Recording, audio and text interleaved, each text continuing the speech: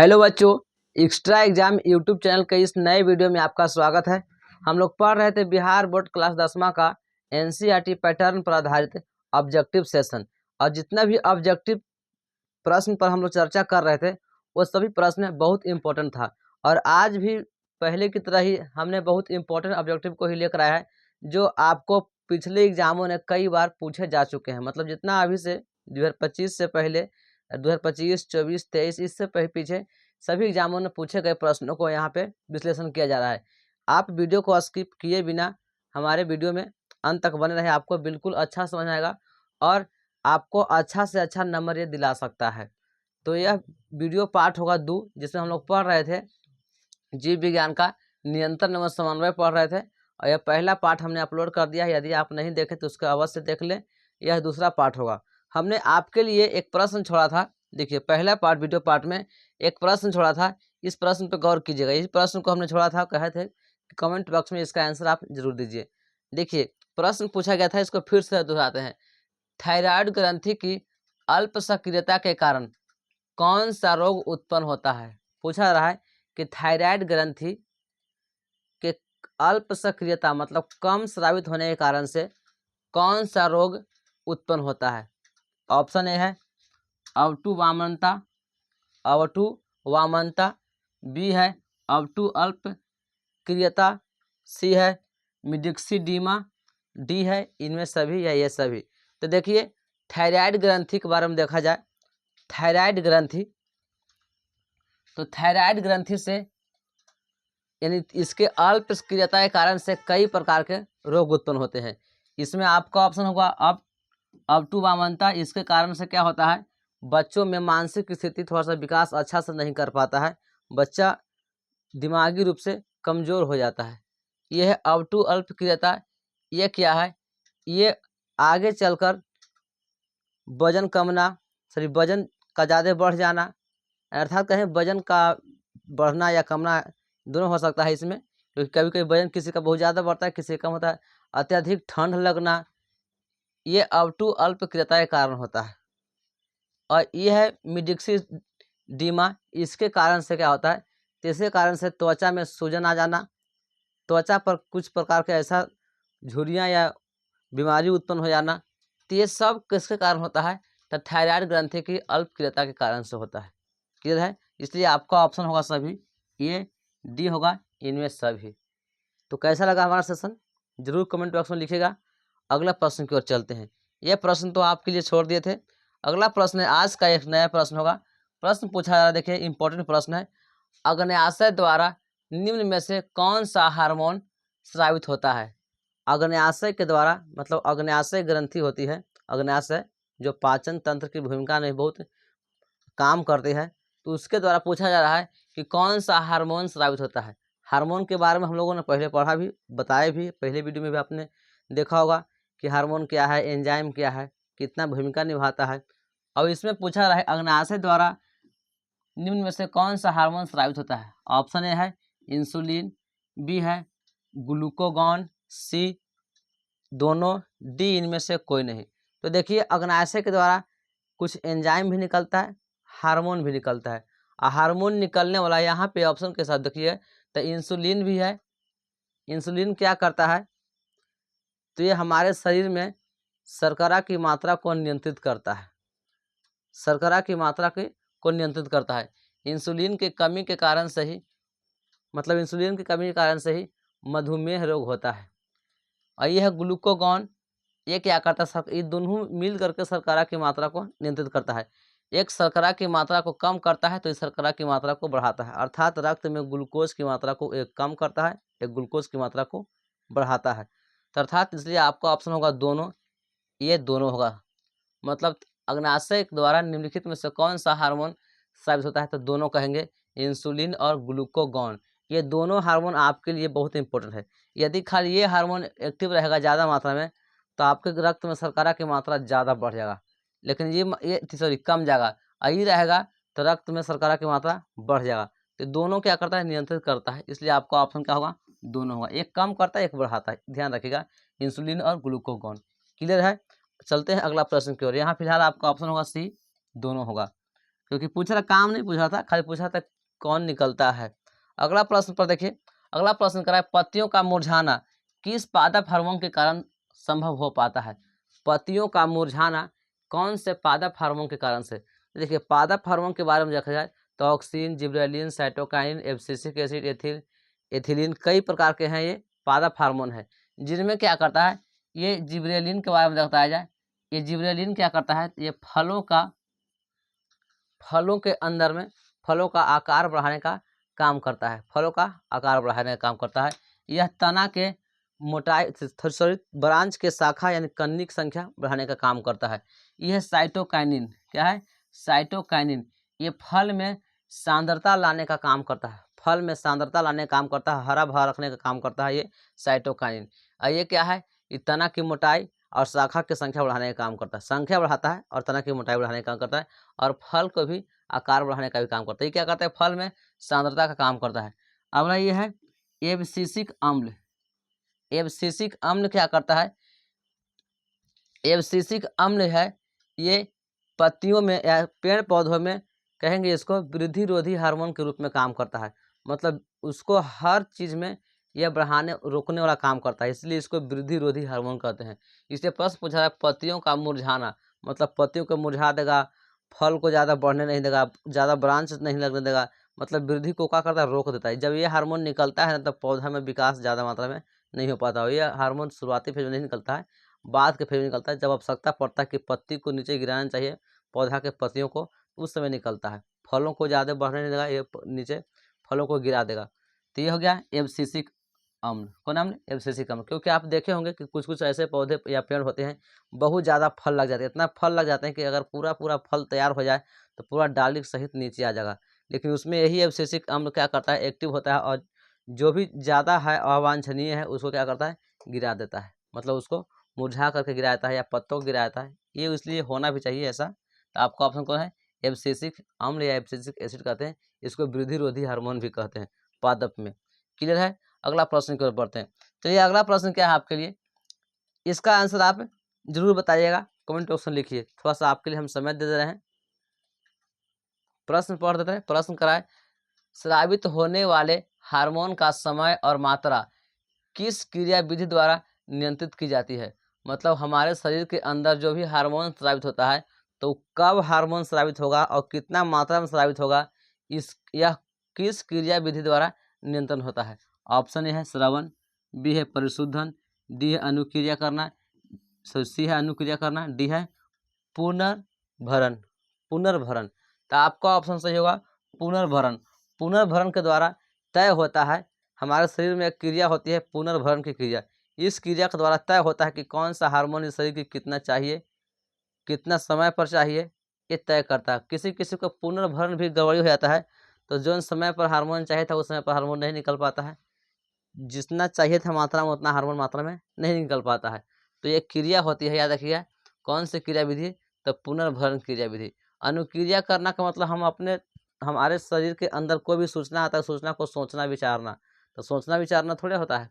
यह परिशुद्धन करना, यह श्रवण करना। तो इस आप परिशुद्धन और श्रवण पहले से पढ़ चुके होंगे।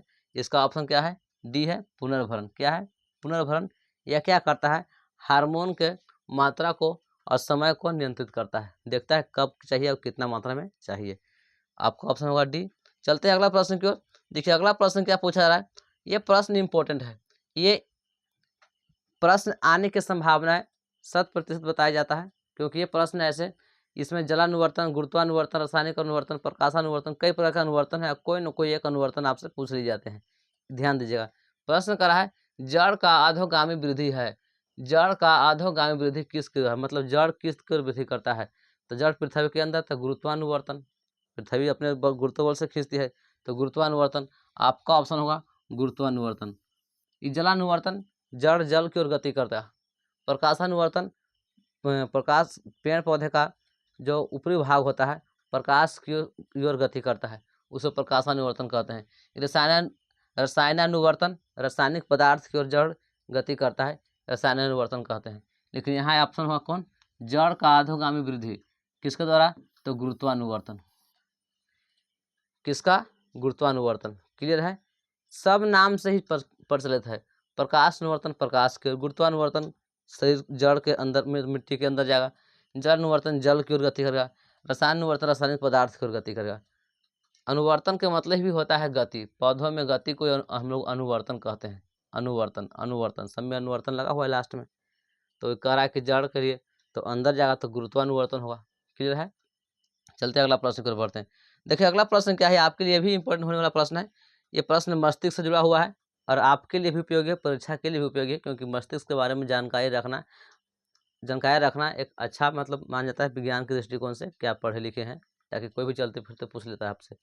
प्रश्न करा पॉन्स, मेडुला और अनुमस्तिष्क किसका भाग है, मतलब पूरा अग्र मस्तिष्क का, मध्य मस्तिष्क का, पश्च मस्तिष्क का, परम मस्तिष्क का, किस मस्तिष्क का भाग है। देखिए पॉन्स, मेडुला और अनुमस्तिष्क, तो ये तीनों भाग है किसका, पश्च मस्तिष्क का।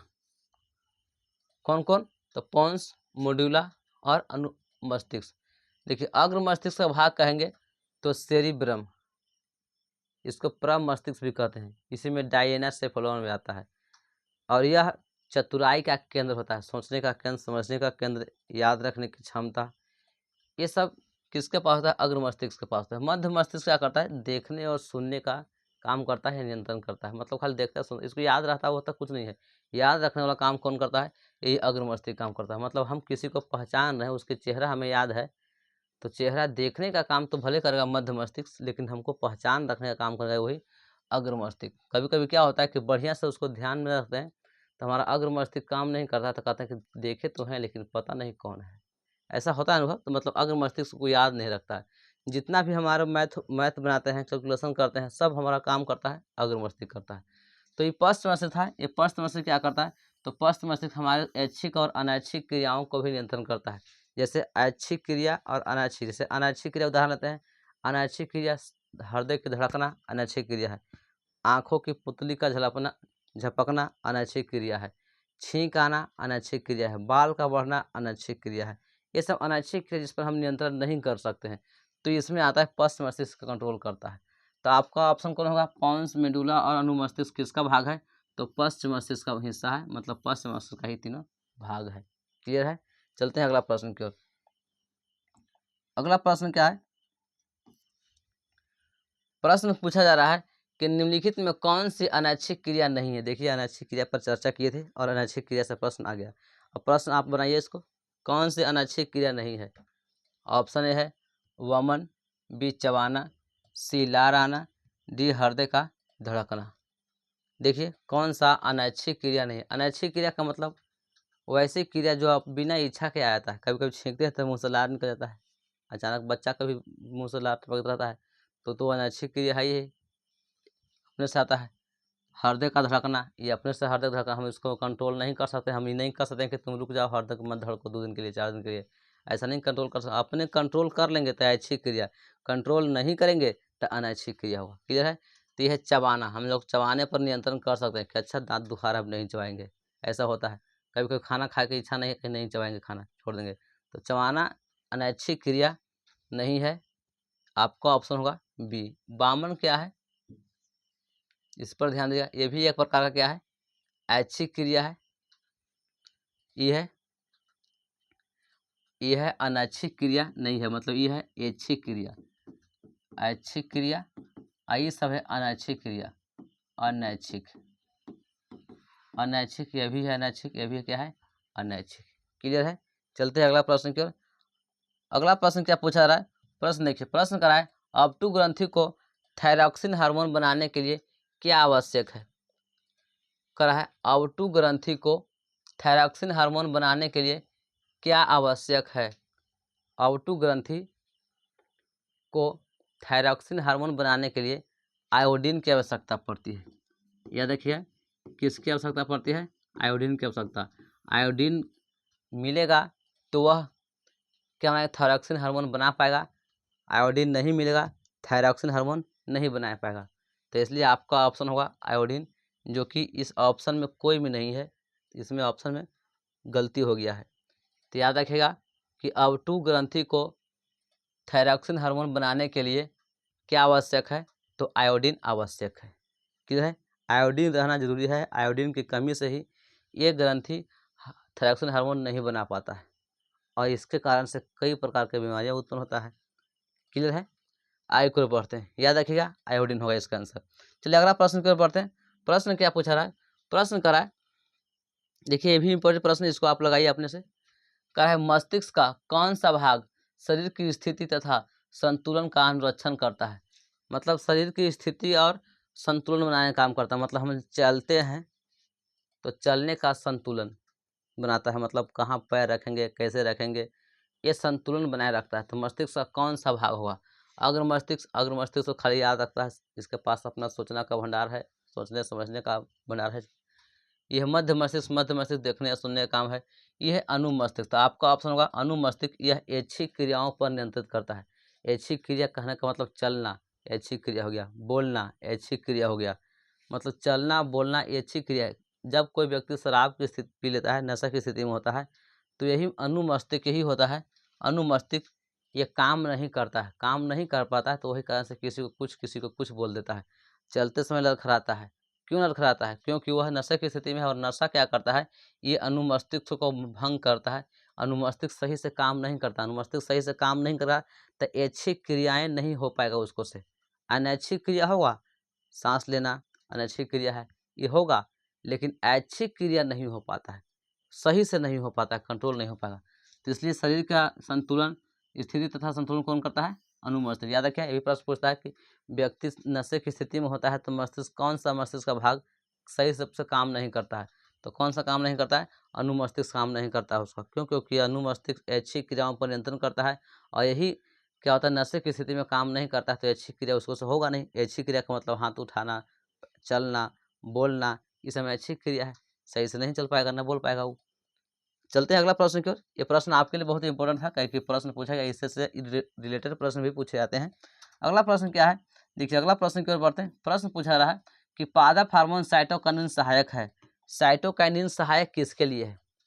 Cytokinin oxygen, gibberellin, cytokinin, abscisic acid, ethylene, ये सब पादप हार्मोन है। ऑक्सीन क्या करता है, पेड़ों में लंबाई को बढ़ाने का काम करता है। जिब्रेलिन क्या करता है, तो जिब्रेलिन फलों की मोटाई, मतलब फलों को आकार बढ़ाने का काम करता है और तना की मोटाई बढ़ाता है। ऑक्सीजन जिब्रेलिन हो गया। साइटोकाइनिन क्या करता है, तो साइटोकाइनिन कोशिका विभाजन में बहुत ज़्यादा भूमिका निभाता है। फलों के अंदर सांद्रता लाता है, पत्तियों के अंदर सांद्रता लाता है। ये लाता है कौन, ये साइटोकाइनिन। अब ऑप्शन पढ़ते हैं, ऑप्शन में क्या करा है, प्ररोह के अग्रभाग की लंबाई में वृद्धि करता है। हाँ, प्ररोह के अग्रभाग की लंबाई, क्योंकि कोशिका विभाजन होगा तो लंबाई बढ़ेगा ही, कोशिका विभाजन होगा तो ही लंबाई बढ़ेगा, कोशिका विभाजन नहीं हो तो लंबाई कैसे बढ़ेगा।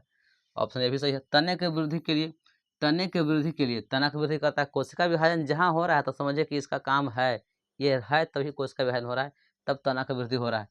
पादप का प्रकाश की ओर मुड़ने के लिए, को यहाँ भी प्रकाश की ओर मुड़ेगा तो वहाँ भी कोशिका विभाजन बढ़ेगा। इसलिए आपका ऑप्शन हो कौन, इनमें से सभी। क्लियर है।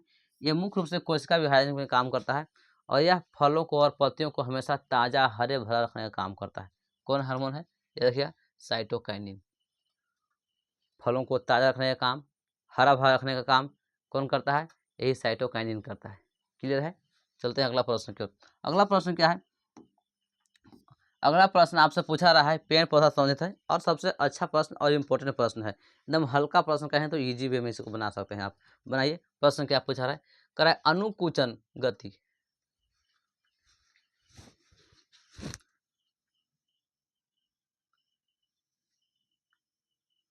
चलिए क्वेश्चन को लगाइए, थोड़ा सा टेक्निकल इशू आ गया था, इसी कारण से डिस्प्ले शट डाउन हो गया था। क्वेश्चन हमारा था अनुकुचन गति किस पौधे पर प्रमाणित की जाती है, यही प्रश्न था। अनुकुचन गति किस पौधे पर प्रमाणित की जाती है। आपका ऑप्शन है छुई मुई पर, बी धृत कुमारी पर, कैंडुला पर, कैक्टस पर।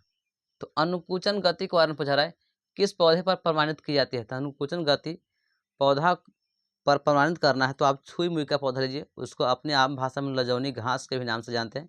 छूते हैं या हिलाते हैं उसको तो पत्ता अपने से क्या होता है, मुरझा जाता है, उसमें अनुकुचन गति आ जाता है।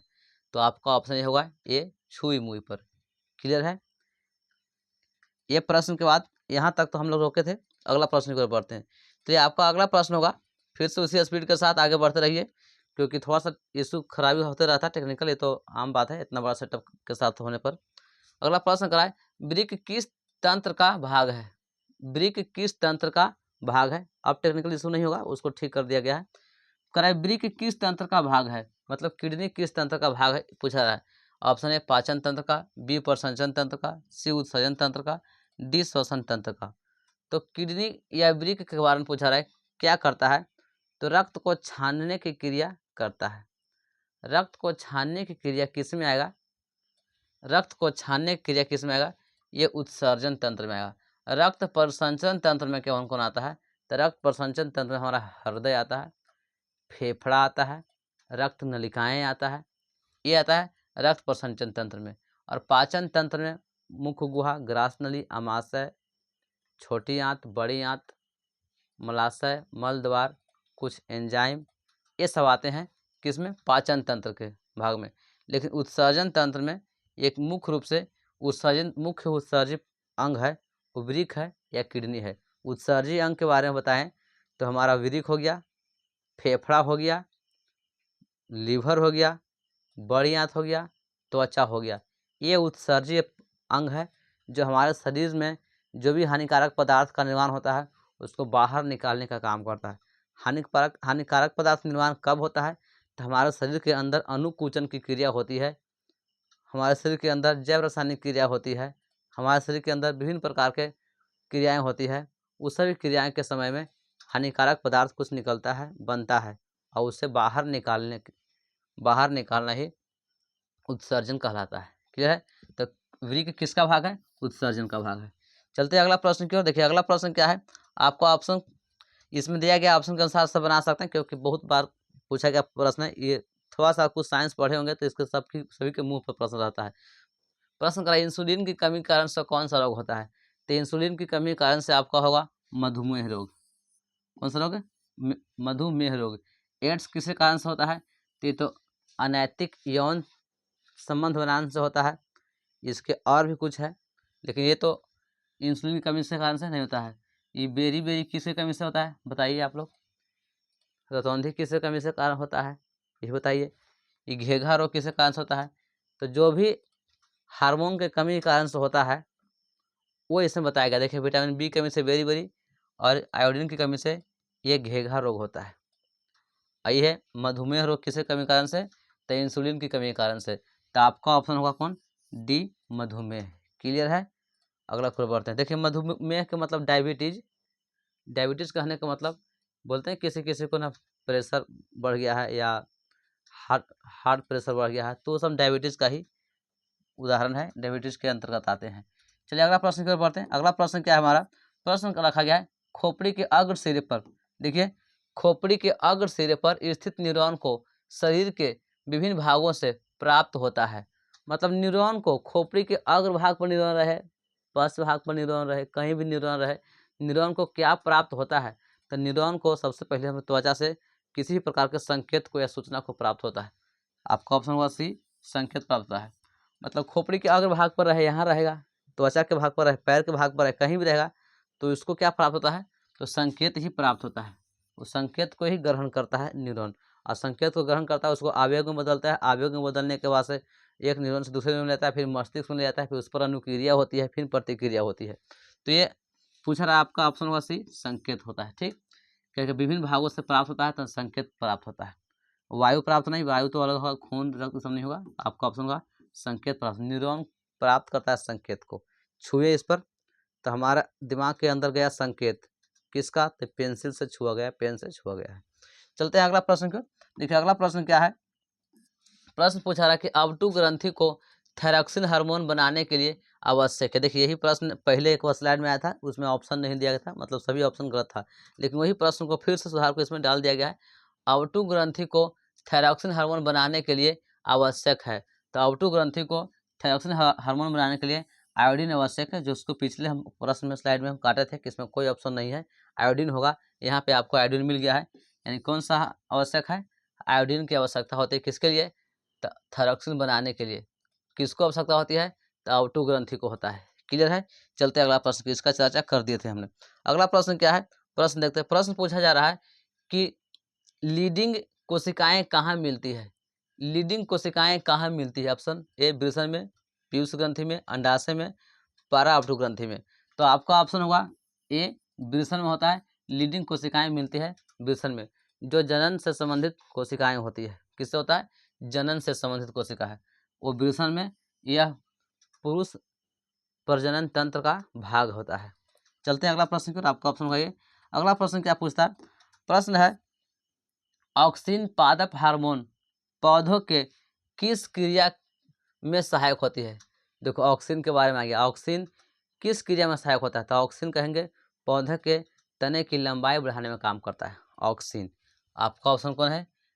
तने की वृद्धि में, श्वसन में, वैर में, इसमें से कोई नहीं। होगा वृद्धि में। वृद्धि करने का काम कौन करता है? ऑक्सिन करता है। आप लोग जिब्रेलिन, साइटोकाइनिन, एब्सिसिक एसिड इसमें बारे में बताइए। आप एक प्रश्न बताइए कि फलों को पकाने वाला कौन सा हार्मोन होता है? फलों को पकाने वाला कौन सा हार्मोन निकलता है जिसके कारण से पेड़ पौधे में फल पक जाता है? ये कमेंट बॉक्स में लिखिएगा, क्योंकि पादप हार्मोन बहुत कम ही पढ़ना हम लोग के है और उसी में से पूछा जाता है कि फलों को पकाने वाला हार्मोन किसे कहते हैं। चलिए अगला प्रश्न की ओर बढ़ते हैं। देखिए अगला प्रश्न क्या है? प्रश्न पूछा तंत्रिका तंत्र का भाग है। तंत्रिका तंत्र का कौन सा भाग है?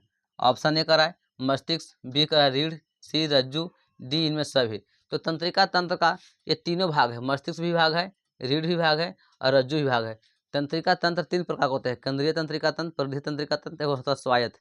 केंद्रीय, परिधीय, स्वायत्त तीनों मिलाते हैं और तीनों मिलता है तभी होता है मस्तिष्क, रीढ़ और रज्जु। ये तीनों भाग है किसका? तंत्रिका तंत्र का भाग है। आपका ऑप्शन होगा डी, इनमें से सभी। क्लियर है? अगला प्रश्न की ओर बढ़ते हैं। देखिए अगला प्रश्न क्या पूछा रहा है? प्रश्न है एस्ट्रोजन, प्रोजेस्टेरोन एवं रिलैक्सिन हार्मोन स्रावित होता है। ये सभी हार्मोन पूछा रहा है कि एस्ट्रोजन, प्रोजेस्टेरोन एवं रिलैक्सिन हार्मोन स्रावित होता है। ऑप्शन ए अंडाशय से, बी वृषण से, एंड्रियल ग्रंथि से, अग्नाशय से। अग्नाशय से तो नहीं, एंड्रियल ग्रंथि से भी नहीं। एंड्रियल हार्मोन निकलता है वृषण से तो नहीं। आपका ऑप्शन होगा ये अंडाशय से, महिलाओं में निकलता है एस्ट्रोजन, प्रोजेस्टेरोन एवं रिलैक्सिन, ये हार्मोन निकलता है। ये हार्मोन पहले क्या करता है? ये एस्ट्रोजन क्या करता है? तो मासिक धर्म, मासिक चक्र को सही सुचारू रूप से लाता है और बच्चों के विकास में भी सहायता करता है। यही प्रोजेस्टेरोन हुई है। रिलैक्सिन क्या करता है? रिलैक्सिन गर्भ के समय में फैलोपियन नलिका को बढ़ाने का काम, फैलोपियन नलिका नहीं, गर्भाशय के द्वार को बढ़ाने का काम करता है। ससेक्स या ग्रीवा को बढ़ाने का काम करता है, जिससे डिलीवरी में बच्चों को आसानी से निकल जाना चाहिए और बच्चे परेशान न होते हैं या महिलाओं को ज़्यादा दर्द या पीड़ा न होता है। किसी कारण से? रिलैक्सिन हार्मोन के कारण से। तो यहाँ सब होगा एस्ट्रोजन, प्रोजेस्टेरोन, रिलैक्सिन, ये तीनों कहाँ से निकलता है? अंडाशय से निकलता है। ये मादा जनन तंत्र का हार्मोन है और ये सब हार्मोन अंडाशय से निकलता है। क्लियर है? वृषण आएगा तो आगे मिलेगा, उस पर चर्चा किया जाएगा। चलिए अगला प्रश्न की ओर बढ़ते हैं। अगला प्रश्न पूछा रहा है कि इनमें से कौन मादा जनन हार्मोन है? देखिए वही प्रश्न आ गया। देखिए प्रश्न को देखिए फिर से था estrogen, progesterone, relaxin. Estrogen, progesterone, relaxin, तीनों के बारे में देखा गया था। तो तीनों ही तो मादा, यानी कहेंगे मादा हार्मोन ही है। क्या है इनमें से? मादा जनन हार्मोन क्या था? तीनों था। देखो अब यहाँ से थोड़ा सा क्वेश्चन स्किप कर गया था, पीछे लाते हैं इसको। यही प्रश्न था कौन मादा जनन हार्मोन है? प्रोजेस्टेरोन, एस्ट्रोजन, यह एडिस्टोइल, इनमें सभी। तो आपका ऑप्शन होगा देखो प्रोजेस्टेरोन भी है, एस्ट्रोजन भी है और है एस्ट्राडियोल। आपका ऑप्शन होगा इनमें से सभी। ये तीनों मादा जनन हार्मोन है और ये तीनों कहाँ से निकलता है? तो ये तीनों निकलता है अंडाशय से। तीनों कहाँ साबित होगा? अंडाशय से साबित होता है। ये तीनों मादा जनन हार्मोन है। चलते हैं अगला प्रश्न की ओर। ये प्रश्न का ऑप्शन होगा कौन? डी होगा, इनमें सभी। ठीक है, अगला प्रश्न की ओर बढ़ते हैं। देखिए अगला प्रश्न क्या पूछा रहा है? प्रश्न है, थोड़ा सा स्क्रिप्ट में परेशानी होता है, आगे बढ़ते हैं। चलिए प्रश्न क्या आ रहा है कि कुछ जानवर जुगाली करते हैं। मतलब जुगाली करने का कारण पूछा है कि जुगाली क्यों करते हैं, आप बताइए तो थोड़ा सा। क्योंकि आप भी देखे होंगे गाय, बकरी, भैंस चबाती रहती है बिना खाए, मतलब एक बार खाना खा लेगी जल्दीबाजी में हाली और बैठ के फुर्सत में चिबाती रहती है। कौन सा ऑप्शन होगा? देखिए स्वास्थ्य रहने के लिए चिबाती है, भोजन को पचाने के लिए चिबाती है, दूध को बनाने के लिए चिबाती है, कि इनमें से कोई नहीं। तो हम बता दें जो भी चबाने वाला जानवर होते हैं तो वो क्या करते हैं, जैसे गाय हो गया, भैंस हो गया, उसको रूमिनेंट एनिमल बोलते हैं। रूमिनेंट एनिमल, उसमें अमाशय का एक ऐसा भाग होता है जिसमें खाना खा लेते हैं, खाना खा के सीधे अमाशय में डाल देता है और फिर वापस अमाशय से खींच करके लाता है मुंह में और बैठ के आसानी से उसको चबाते हैं, चबाते चबाते चबाते इतना छोटा टुकड़ा करता है ताकि पचने लायक हो जाए। और जब खाना खाते रहती है उसमें कुट्टी मिलता है तो उसमें क्या करता है, सिर्फ खाली पेट भर लेती है, फिर बाद में उसको चबाने का काम करते हैं। उसको जुगाली कहते हैं या पागुर कहते हैं। यानी इसका काम क्या है, देखिए जुगाली करते हैं क्यों, तो उसको पचाने के लिए। किस लिए? पचाने के लिए, क्योंकि वो इसको भोजन को टुकड़े में बांटेगा पच तो वही वह पच पाएगा, नहीं बांटेगा तो वह पचेगा नहीं, उसका तबीयत खराब हो जाएगा। तो ये कहेंगे इसमें भोजन को पचाने के लिए जुगाली करती है। क्लियर है? आप भी अगर अच्छा से खाना खाते हैं, अगर अच्छा से चबाते हैं, खूब बढ़िया से चबा लीजिएगा तो भोजन को पाचन में दिक्कत नहीं होगा। जल्दी जल्दी खा लेते हैं, चबा नहीं पाते हैं बढ़िया से, तो वही पाचन में खराबी होता है और पाचन तंत्र में गड़बड़ी हो जाती है। चलते हैं अगला प्रश्न को। ये होगा भोजन को पचाने के लिए चबाती है। अगला प्रश्न क्या पूछा रहा है? प्रश्न है, देखिए प्रश्न आपका पूछा रहा है, ये भी इंपॉर्टेंट प्रश्न है और कुछ ही प्रश्न और बच चुके हैं, थोड़ा सा समय बनाए रखेगा। प्रश्न है, रुधिर दाब तथा हृदय स्पंदन किस हार्मोन के द्वारा होता है? रुधिर दाब मतलब ब्लड प्रेशर, हृदय का स्पंदन मतलब हृदय का धड़कना किस हार्मोन के द्वारा बढ़ता है? आपका है प्रोजेस्टेरोन, ये है एस्ट्राडियोल, एड्रेनलिन, रिलैक्सिन। तो ये अभी हम लोग देखा प्रोजेस्टेरोन, एस्ट्राडियोल, रिलैक्सिन, ये सब तो जनन से संबंधित हार्मोन से था। तो ऐसे ही नहीं होगा, आप अंदाजे से भी लगा सकते हैं, क्योंकि अभी देख रहे हैं फिलहाल तो इसमें होगा कौन? एड्रेनलिन।